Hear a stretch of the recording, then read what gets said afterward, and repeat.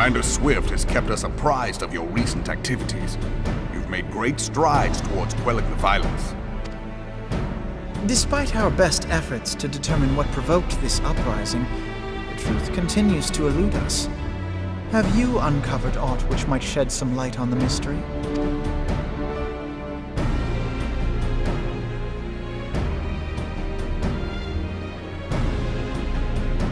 This information does not leave this room. The Syndicate's decision to reject the Doman refugees' appeal for asylum had lasting repercussions. A number of those displaced by the calamity claimed it was proof of a policy of discrimination. Together with a group of Alamegan refugees, they organized a series of demonstrations to protest against the Sultanate. Demonstrations which became heated, but did not descend into violence. Until a certain incident served as a call to arms. A unit of brass blades sent to supervise a demonstration loosed arrows upon unarmed protesters.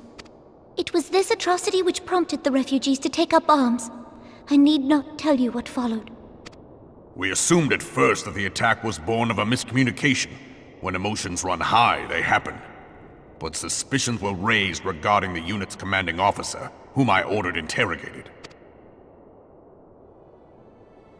Sure enough, our fears were soon confirmed.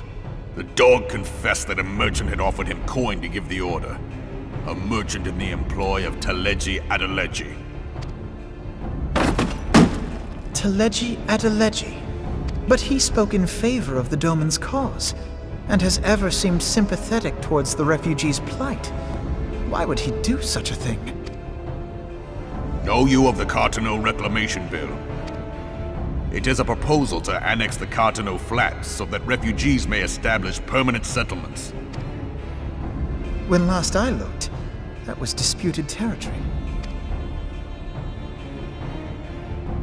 Aye. Some might even call it a battlefield.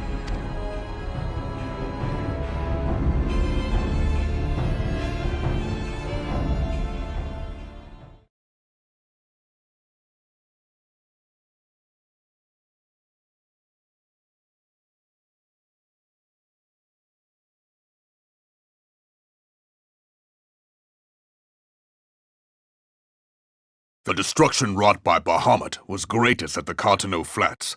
That much is common knowledge.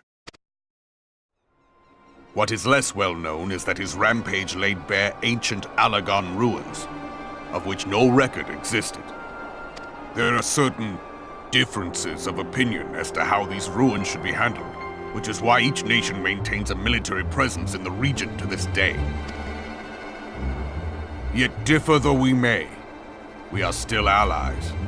Therefore, in the interest of preserving the Eorzean alliance, we have reached an agreement. Any conflict which may arise during the course of military exercises in the region shall have no bearing on relations between our nations. In full knowledge of this delicate state of affairs, Teleji Adeleji proposed the Cartano Reclamation Bill, a shameless bloody ruse which stands to benefit him in but one conceivable way. If successful, he will gain control over the disputed territory under the guise of assisting in the resettlement effort. And you can be sure he'll build an orphanage next to every Alagon ruin.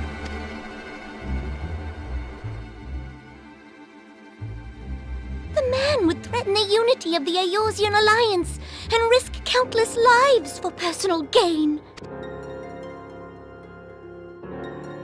He walks a path all his own, independent of any faction and beholden to none of his fellows on the Syndicate. By inciting the less fortunate to violence, he hopes to convince others that the Cartano Reclamation Bill is the only viable solution. His sympathy for the plight of the Domans was not but posturing to gain credibility with the refugees. Of that there can be no doubt.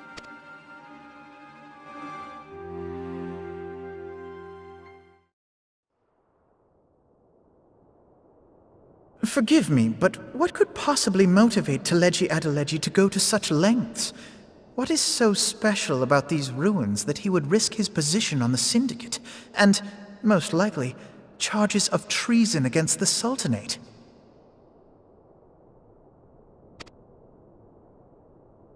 Omega.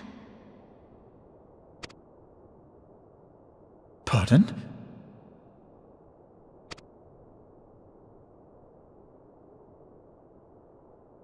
An Oligon monstrosity, not unlike the Ultima weapon. Mayhap larger, we know not. It has yet to be fully excavated. Oligon inscriptions indicate that it was created to fell Bahamut himself. If accurate, it might explain why Nail Van Darnus chose to bring the Red Moon down upon the Cotonou Flats, given the ends he went to ensure Eorzea's annihilation. Destroying the one weapon which could stay the Elder Primal may well have seemed like good sense. When first I bore witness to the power of the Ultima weapon, I doubted the evidence of my senses. And now you tell me there is another such weapon, one which could contend with Bahamut. Bahamut! Aye, we were skeptical ourselves.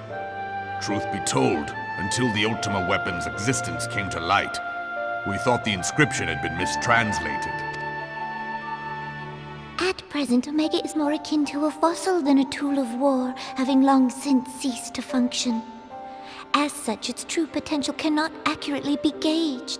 However, if someone were to restore it, as the Garleans did the Ultima weapon, I have little doubt that he would wield untold power.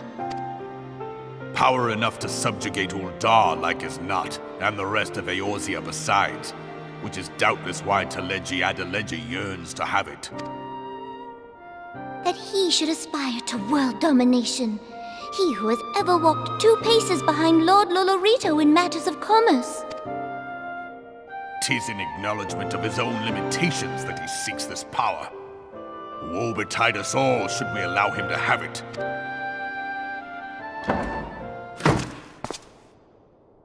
Pray waste no time chasing rats. Only a fool would believe that secrets can be kept in Uldar.